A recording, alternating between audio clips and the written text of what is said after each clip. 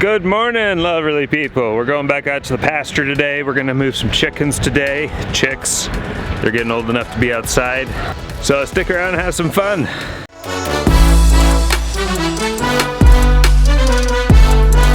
So I've got to repair this water. That hole there is not supposed to be there. It's supposed to be one of these chicken nipple waterers, but we didn't winterize it, so it popped out. Actually, they all look like they're about ready to pop out. We'll have to get those fixed and sealed, and then we can run this, the best chicken tractor automatic waterer in the world. We can run that once again. So these chickens are not the chickens that we ordered.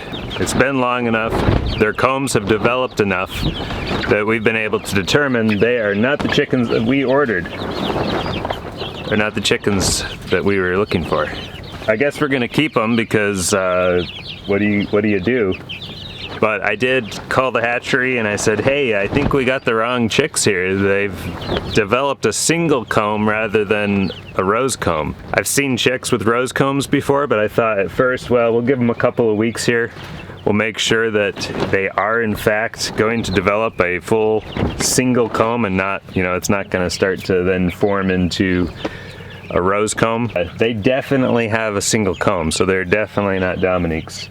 I called them, they asked for pictures, I expected that, so I sent them some pictures off right away that I had taken. They said, yeah, you didn't get Dominique's, and we're sorry, and we'll send you the right ones, or we'll refund the order. So I just said, you know, we'd really like the Dominique's, so send the Dominique's on over, and we'll be getting Dominique's here next week, actually. I was really surprised that they were gonna get them to us that quickly, because every other hatchery, we'll just put it this way, it might be a while before you get Dominique's. So they're the pioneer bird. They're the bird of the pioneers that they took out with their covered wagons when they crossed the United States heading west to go homestead. And so they're the original homesteading bird. You don't get any more American when it comes to chickens than Dominique's. You know, I don't know what we'll do with the barred rocks. We may go ahead and raise them out, invest the feed into them to raise them out to the point of lay, and then we may sell them as point of lay hens later this year. We had some pretty good success doing that this year, early this year, around the end of March and beginning of April. We sold a bunch of our Bielefelders off as point of lay hens. Some of them had kind of started laying last year, but they really didn't all start laying until this year. I think we sold off over 25 birds.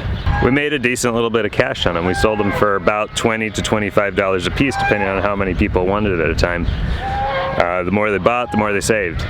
If you want 10 layers, order 30, and then you got 20 to sell, and you can maybe at least pay for the feed that it costs to raise all of them, including the 10 out.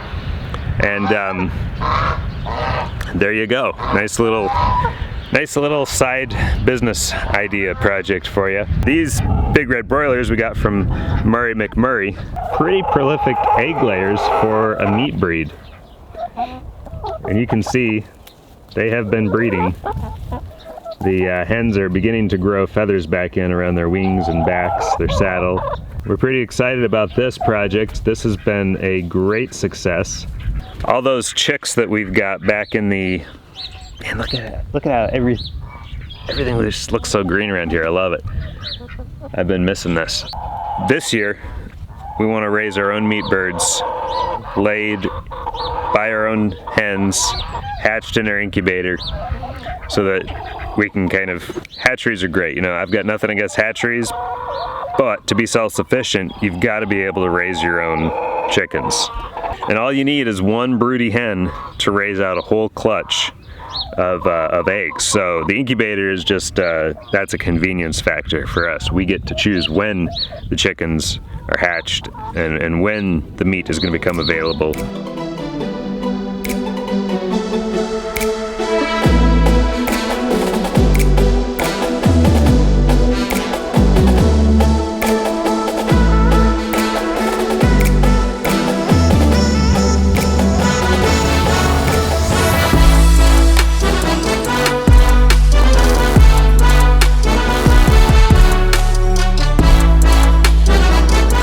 And so far, it looks like they're growing at about the rate that the ones that we got from the hatchery were growing. So, you know, big red broilers, they're a cross between maybe 4 different breeds.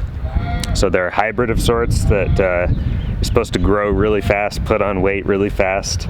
Not quite as fast as the Cornish cross, but you know, within 12, 13 weeks, you've got yourself a very healthy sized meat bird that you can butcher out. And we got a couple that were 7 pounds. That was fully processed. So it's been a fun little experiment. Didn't know if it would work out, you know.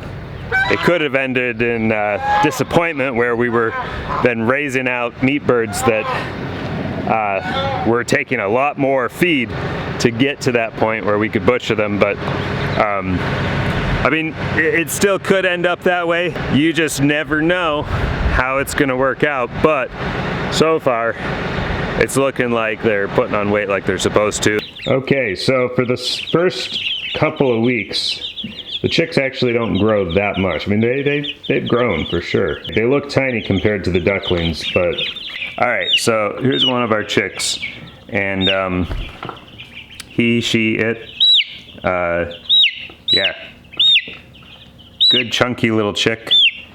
Doing really well here. And I think she or he will, so basically, let me show you the feathers here.